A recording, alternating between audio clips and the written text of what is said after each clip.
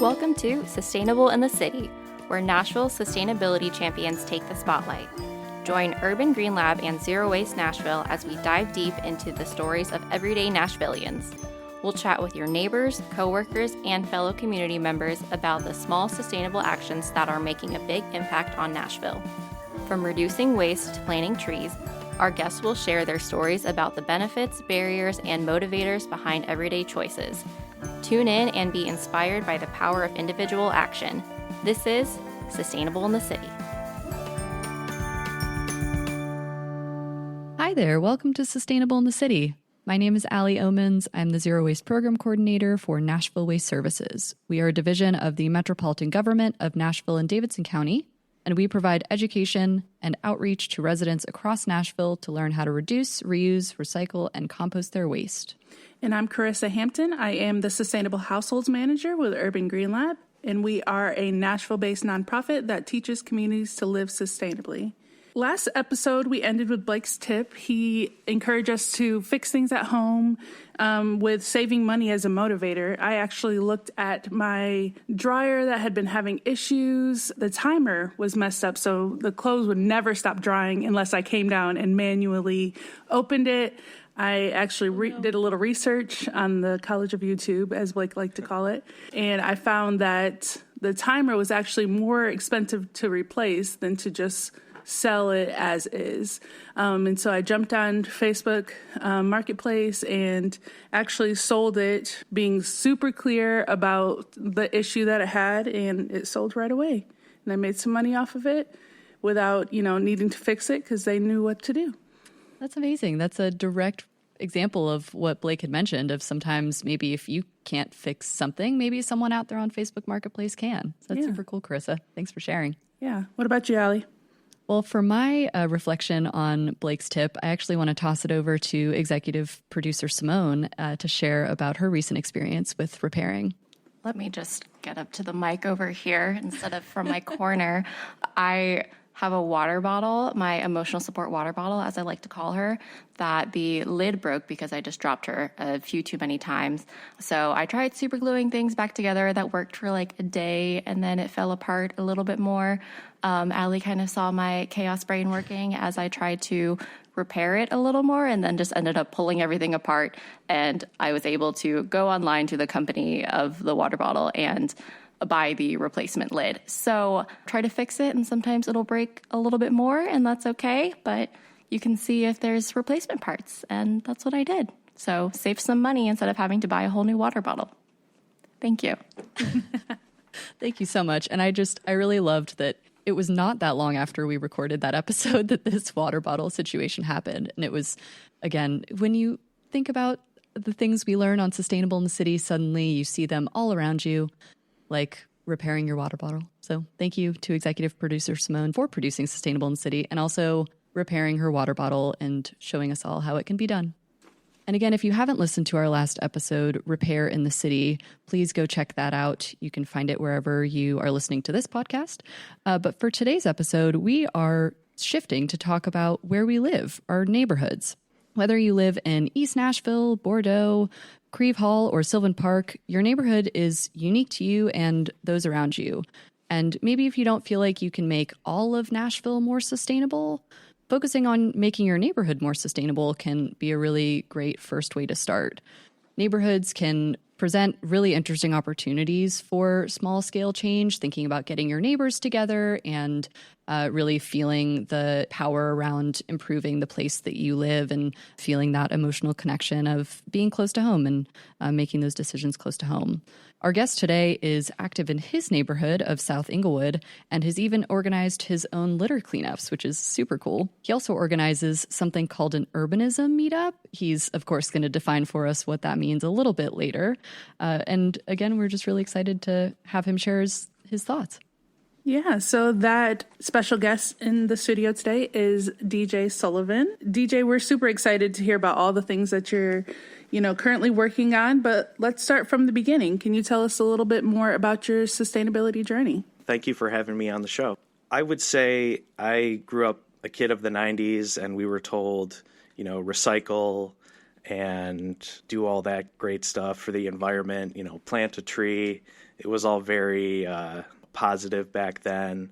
When you grow up, you kind of learn that it's a lot more than that. And it's not just putting your plastic bottle in the recycling bin and that's sustainability. There's a lot more to it.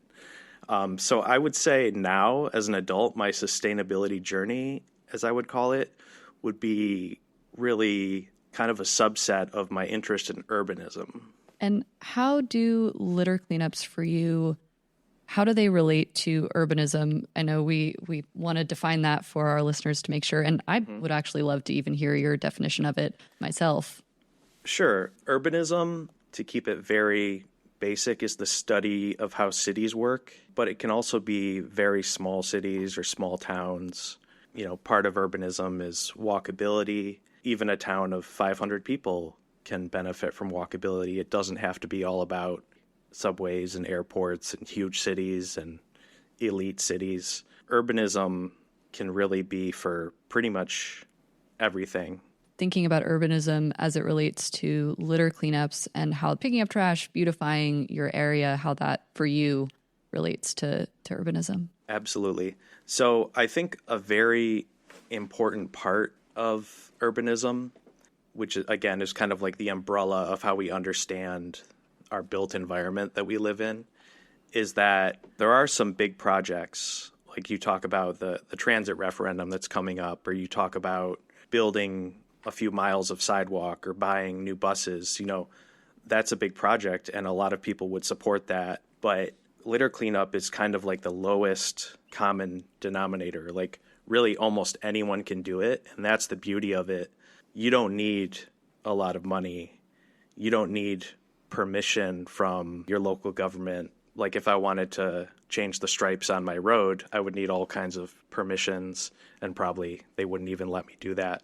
But pretty much nobody tells me when to go do a litter cleanup. Its power is limited because the trash usually comes back pretty quickly, but you are making an impact kind of at that lowest level.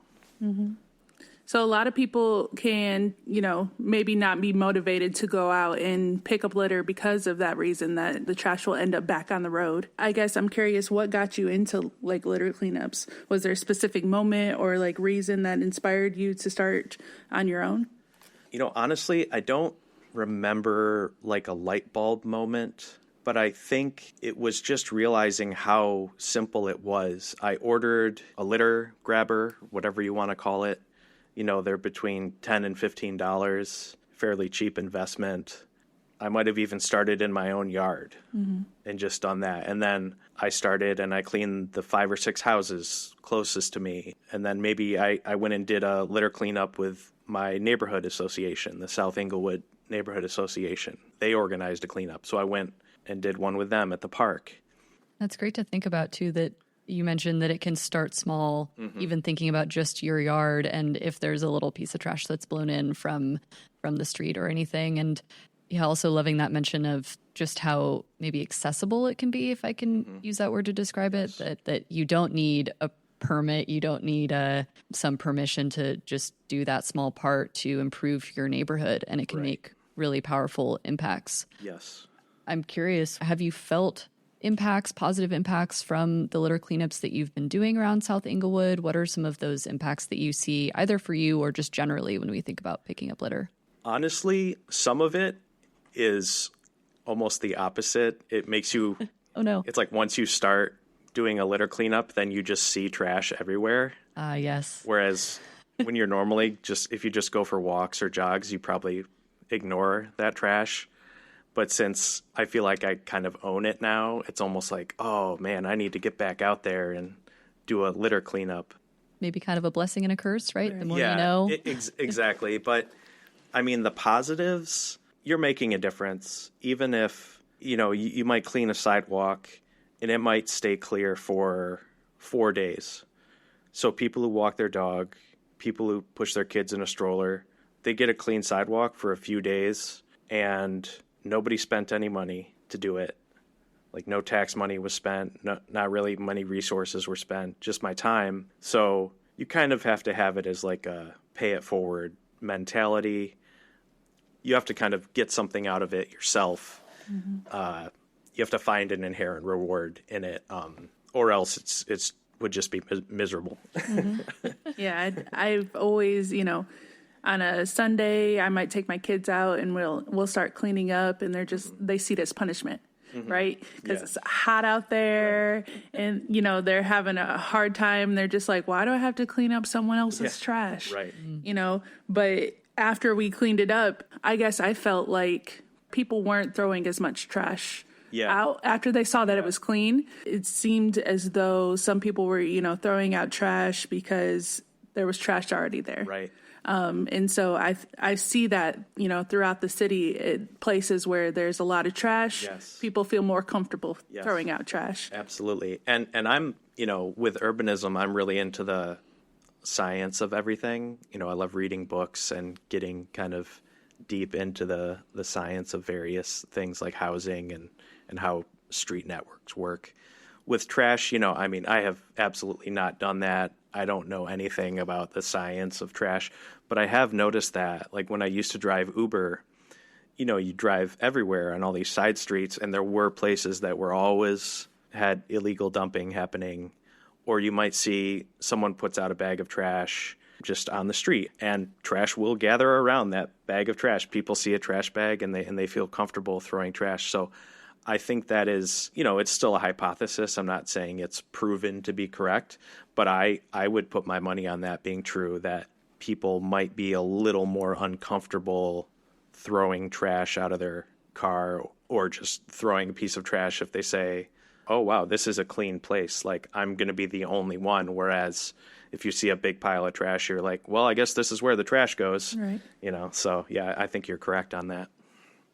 And maybe there's power too in that similar vein of if you see a lot of your neighbors getting out and picking up litter, no one wants to be left out. Maybe you start getting other people around you motivated because they see, oh, well, I'm the only neighbor on the street who's not going out there and doing my part. So yes, I think that's probably true. I actually heard through the group chat grapevine that there were other groups out around my part of East Nashville who were, had the high-vis orange and yellow vests on and we're doing cleanup. So I just think it's great. I think it's awesome that I don't know those people, because it's great that my friends and I, our dozen people are not the only ones doing this. And it really speaks to that anyone can get out and do it. I don't want to take credit for motivating anyone to get out. It'd be more like I'm one of the people who learned from other people. I haven't been doing it for that long. So I don't want to take credit. I'm not like the guy who picks up trash in Nashville or anything. It's just kind of like a hobby I've picked up. I think there is that kind of mimetic, what do you call it, viral? Picking up trash goes viral. It's trending right now. Trending, yeah. When I was sharing this, the fact that I go and pick up trash on occasion with a friend, they said, oh, look at this guy in Memphis. He has built a robot, which is basically just like a small wagon that is on a remote control, and it kind of has like a garbage can on it, so he can kind of keep his hand free, and he has a trash picker, and he just picks up huge amounts of trash in Memphis. He's on Reddit. I forget, it's called like Trash Robot or something like that. And he's a very solitary guy, because people will go to the Reddit subreddit and say, oh, hey, how can I go out and do this with you or build my own robot? And he kind of pushes back and he says, well, this is my thing. This is what I do. And you can tell he kind of likes to be alone. And I think, that's a great part of it. You can either do it with a group or you can do it alone. It's very flexible. But that was one cool kind of innovation, that this guy just built this robot, kind of expressing his creativity and also just going. And I mean, he'll pick up 60, 70, 80 pounds of trash on a day. When I go out, I'm limited because my arm gets tired and the trash bag starts dragging on the ground and then I have to go home. That robot just keeps going, so he can kind of pick up triple or quadruple what I can. Mm-hmm. Yeah, I think so for me, it's always been a collective trash pickup. Mm-hmm. And I've always enjoyed the competition. We've always made it into competition. How many bags can you fill? Okay. And it was just like, how many bags can you fill in this amount of time? Yes. And so that's always worked for me because I am challenge motivated. Yeah, for sure. However, yeah, I guess that single individual action is really interesting and how people can get started just themselves. Yeah. That's really cool. Yeah. If you end up picking trash on the side of the road, there's probably, 3 or 4 different motivational categories you probably come from. Mine is a little bit like, hey, let's get out of the house. Mm-hmm. Let's make a little use of yourself, do something to, you can sit around and watch Netflix for 11 or 12 hours a day. You can do that, but maybe watch Netflix for 10 hours and go do 1 hour of community service, and then you just kind of sit and feel good about yourself doing that. A little psych yourself into feeling good. Mm-hmm. Sure. And that element of you don't have to completely upend your life to do a little thing that makes a huge difference. That's a huge part of it, actually. I'm a big systems guy. I like to understand things as systems. My dad was a systems engineer. That part of it just being very, like, you can't break it. Like the waste management system of Nashville, it's very complex. It needs a lot of money and inputs to keep going. But as long as I can walk, as long as I'm healthy, I can go pick up trash. And then even to take it one step further, if I become sick or old, a younger person can pick it up and go do it. So like the system is very, if you want to call picking up trash in your neighborhood a system, it's a really strong, robust system because it's tough to break. Mm-hmm. It's sustainable. Yeah, it's sustainable. Exactly. There you go. Bringing it back, circling back to the podcast topic. I'm curious, is there anything like especially interesting or weird you've found on a litter cleanup? I have to ask. Wow. You know what? There's more common stuff you find, like bottles and fast food. And I think I found like a little engine that was maybe to like a dishwasher or something, that someone just chucked out. Random. But yes, some of it, the stuff you see, like you might see the same advertisement. Some guy went through for roofing, and you find roofing index cards for the next 6 months all over the place. Mm-hmm. And cigarette butts are also a pretty commonly littered thing, right? I feel like I read that somewhere. And now vapes. There's disposable vapes that are all different colors, and I find those a lot. Mm-hmm. Yeah. All the single-use stuff, right? Like something that's designed to be used either once or for a very short period of time, and then isn't valuable and is easy also to throw out a window or just drop when you're on a walk or things like that. For sure. I know when we were cleaning up in the Antioch area, there was all kinds of diapers. Ooh. Like the idea that you changed your child in the car and then threw it out the window.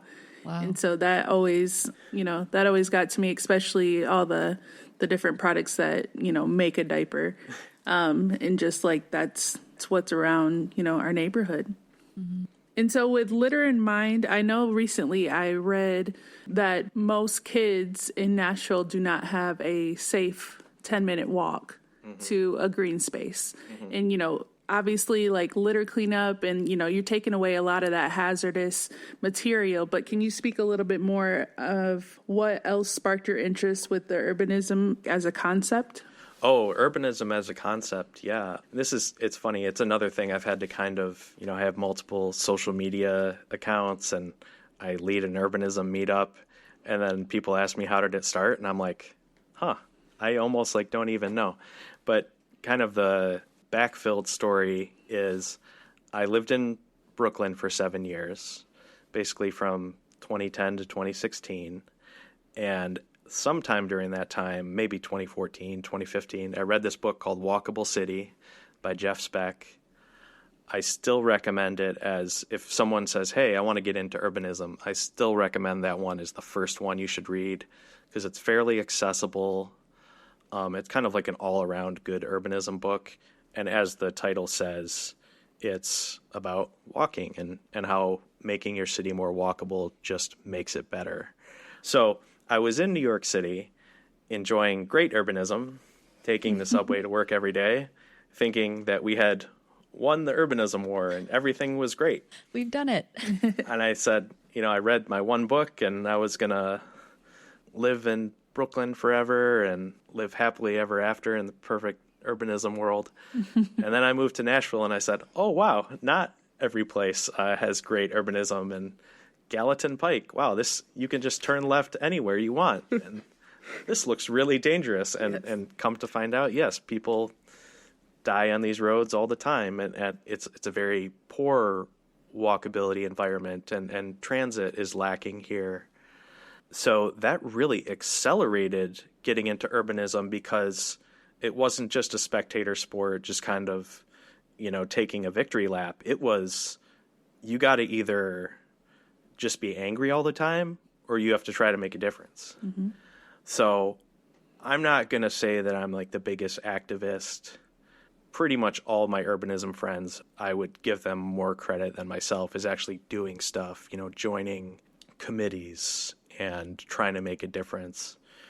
I'm in that realm. I try to talk to as many council members, and I wouldn't say influence them. I would say spread good messages. Mm-hmm. Yeah, it was just kind of the first few projects that I was aware of. One is the Publix project in East Nashville, and I just thought that should have been designed differently. There's an article online called "Is East Nashville About to Experience a Setback?" That was my first big jump into urbanism in Nashville.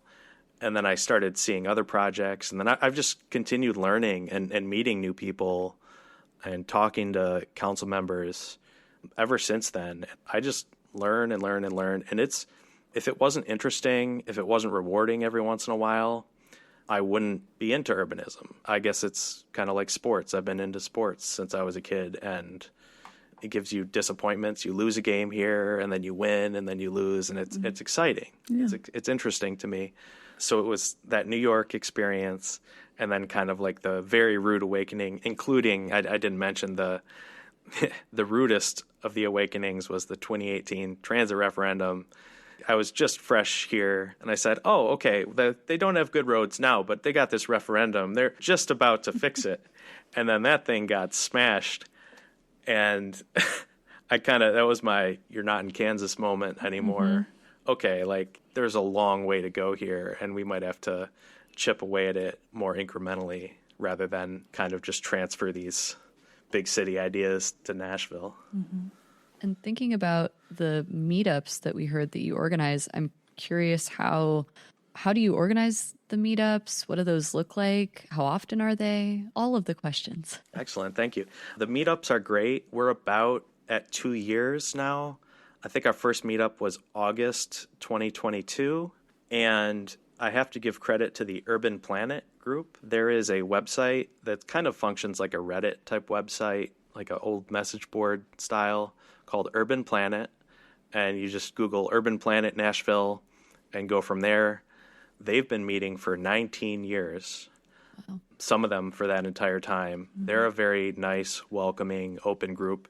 Those guys talk mostly about development, and they meet on the first Saturday of the month, and I made my meetup on the last Saturday of the month, so they're not in competition. But everything else I copied. The place we meet, which is at Copper Branch Cafe from 10 a.m. to noon. It's at the center of the city, so people can take the bus there, people can bike there. It's equal distance. So yeah, I basically copied that meetup, and I just said, I wonder if people want to meet up and talk about urbanism. About maybe 125, 130 people are on the mailing list, and 15 to 20 people come. It's a low percentage, but it's usually a group of maybe 8 to 10 that come every time, and then 5 or 6 or 7 or 8 kind of rotating people.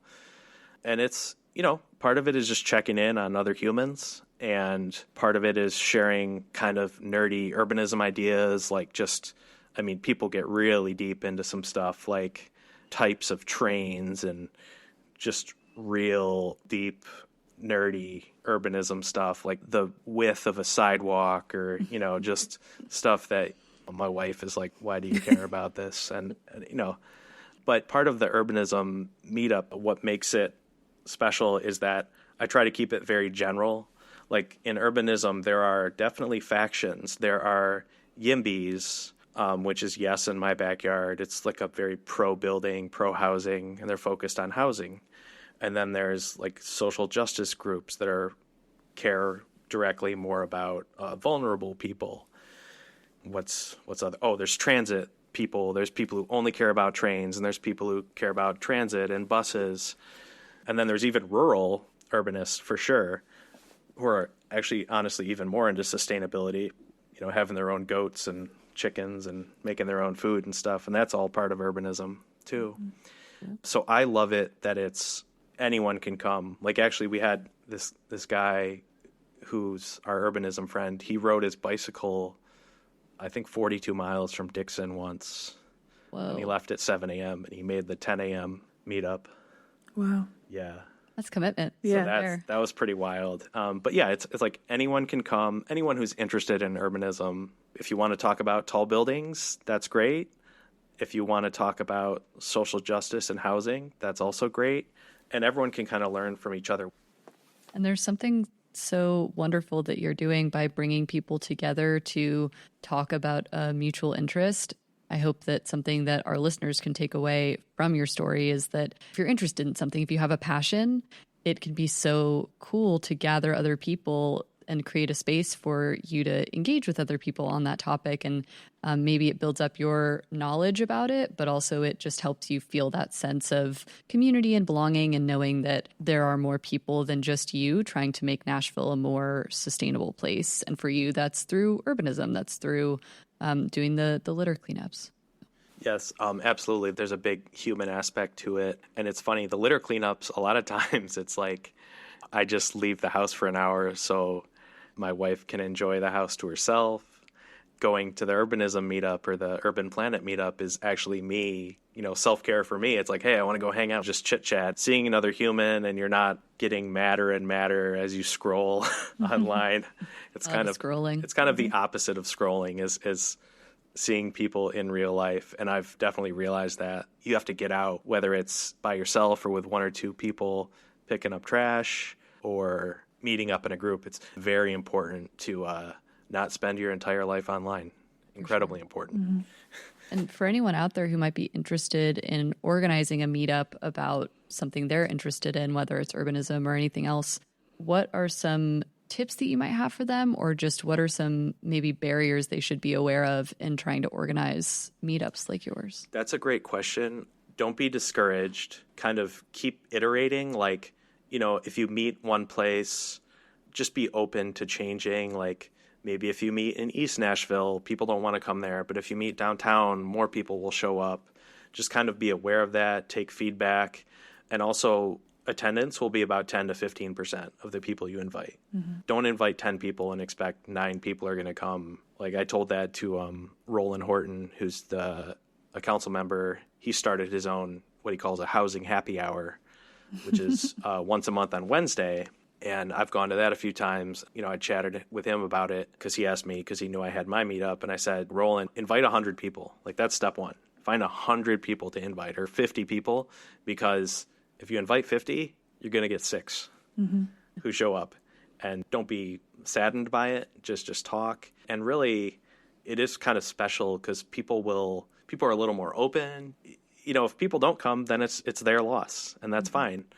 That's why I think it's great to just, we have the meetup month after month. Every time I send out an email, I get people saying, oh, I can't come to this one. And I say, don't worry, come to the next one. Or I'll say, hey, maybe you'd be interested in the Urban Planet meetup, which is next week. Those guys are great too. Or go to Roland Horton's housing happy hour, because maybe a Wednesday night is easier for someone. I think these little groups are very good just for mental health, just going and talking it out. I always feel good when I leave them. I got to get a plug for Monday Night Pizza at Dicey's. That's another one my friend Neil has, which is not urbanist meetup. It's more like you check in on each other, and a lot of council members show up at that one. For meetups, I would just say, just Google. And I mean, I started on Google with the Urban Planet, and I didn't even know what these guys were all about. Literally just go and Google bicycling is one. And there's probably a bicycle group out there. DJ, do you have any other resources for our listeners out there on really anything that you've covered today on our episode? Well, I would say kind of pay attention. There's stuff that's very general, like books. Like I can recommend, like I said, Walkable City is a great book to start. There's a book called Collapse, which is about societies collapsing, basically because they cut down all their trees or they used all their water. The place they were living was too inhospitable. And that was a really interesting read, kind of about, I would say, sustainability, because those societies did not sustain themselves. And then another book, which is about oil, is called The Long Emergency. That's a book about how we're too reliant on oil. And that's more kind of predicting what might happen. And since we still have enough oil and the guy predicted there might not be enough, he wrote a second book that kind of said, wait, this is what I really meant. But they're both very interesting books, The Long Emergency, and then there's the follow-up to The Long Emergency and Collapse. Human Transit is another great one that just came out with a 10-year anniversary that is very incredibly accessible. If you want to learn the basics of transit, like how it works, read that. You really absolutely you don't need to know anything before you read that. It's a great intro book on transit. Thank you. And actually, when you were talking, a few resources came to mind that I forgot to mention earlier. Sure. And I wonder if you know about this as well. I believe the Nashville Department of Transportation will allow people to check out litter cleanup items, or rather the Metro Beautification Commission that is in part related to Nashville Department of Transportation provides those resources. So in case people don't want to go out and purchase things, that is a great resource. We'll, of course, link both the books and these resources in our show notes. And then to learn more about litter, which we were talking about a bit earlier, I wanted to call back to the Sustainable in the City webinar episode that we had in season 1. It was the life of litter in our environment. And we talked all about litter, I think more in relation to Nashville's waterways and watershed. So we'll also, of course, link that in the show notes if you want to check that out as well. Mm-hmm. One thing I wanted to mention, I went to Cincinnati recently for a convention, and there was this guy named John Wesolowski, and he is on TikTok. He's the Happy Urbanist, and he makes videos about urbanism stuff. He's kind of like a self-made urbanist. He's done a lot in Chattanooga, but one thing he did was had this thing called Trash Talk, where he just went to like the worst street in the city, like imagine your Dickerson Pike, your Gallatin Pike, pick a pike, and they just walked along it and picked up trash and, kind of documented it for his social media, and maybe 10 or 12 people came and they all talked, and you observe and you see, wow, the sidewalks are terrible out here. So they just learned a lot, and they had a lot of community from that event. And then the second time they did it, the mayor of Chattanooga showed up because he was so moved by seeing kind of what they had done, not only the picking up trash, but just identifying other problems through that social event. Yeah. So before we end, are there any sustainability tips and tricks that you have for us? You know what? One thing is, whatever you're doing, don't be afraid to just take the L. Like, I was trying to mow this grass area, make my own park this summer, and it just went down in flames because, it got so hot and there were ticks and my mower was not standing up to the beating it was taking. And I was like, you know what? This dream of just mowing this wild grass area and turning it into a park, it's going to have to wait. I can't do it. And it's okay to say, I can't do it, and just walking away. That's, I would say, kind of pick your battles. And if something's too much, then leave it and come back to it later. That's great. Yeah. Thank you so much. Yeah. So, I have more than two social media presences. It's East Nashville Urban Design is the title of it. And it started with a Facebook group, so we have that. And that's more like, I'll publish public meetings, and people on Facebook like when there's a new restaurant in town. So I publish all the new, like, coffee shops that come in and stuff like that. And if there's a zoning change, we kind of try to explain the basics to people. And on Twitter, we have same East Nashville Urban Design, but it's completely the opposite. We just argue and have highbrow conversations. And that can be a lot of fun. My personal rule is I don't argue with anyone I haven't met in real life. So that has served me well. It's a pretty good rule. It cuts off a lot of stress when you're just like, oh, sorry, I can't argue with you. Never met you. So I only shout at my friends, and that's mostly inside jokes. if you want to check it out. And honestly, my thing is bringing urbanism kind of down so everyone can understand it. A lot of people like to talk, and talk about stats and big concepts, and I enjoy that stuff, but where I can really help is I try to bring it down to people and just be like, hey, look, like this is a picture of a sidewalk in your neighborhood. This is why it's not good that there's a telephone pole in the middle of it. And just kind of like talk it out. Mm-hmm. And then everyone's like, oh, wait, I'm an urbanist too. Right. So that's kind of how I spread the good word of urbanism. Taking a complex concept and bringing it back to basics for people. Exactly. Thank you, DJ, so much for being our guest on the show. We have enjoyed so much learning about urbanism, learning about what you can do in your neighborhoods to make them more walkable, to clean up litter. I love especially, the collective action versus the individual action. And so just thank you so much for being here. Yeah, no problem. It's actually been great. As you might be able to tell, I could talk about urbanism all day. And so this has been very enjoyable with all y'all. Just thanks for having me on. Very much appreciate it. Thanks so much. Listeners can email sitcnashville@gmail.com to reach us. We release episodes on the third Tuesday of every month. So until then, we'll see you all next time. Thanks for tuning in to Sustainable in the City. Sustainable in the City is produced by Urban Green Lab and Zero Waste Nashville, a division of the Metropolitan Government of Nashville and Davidson County, with recording assistance provided by the Nashville Public Library's Studio NPL team. Our theme song is produced by Draped Apes. Subscribe in all the places you listen to podcasts. To learn how to reduce your waste, find Zero Waste Nashville online at zerowaste.nashville.gov. For more tips on how to live sustainably, follow Urban Green Lab on social media at Urban Green Lab or online at urbangreenlab.org. Join us next time for more stories about small sustainable actions that are making a big impact on Nashville.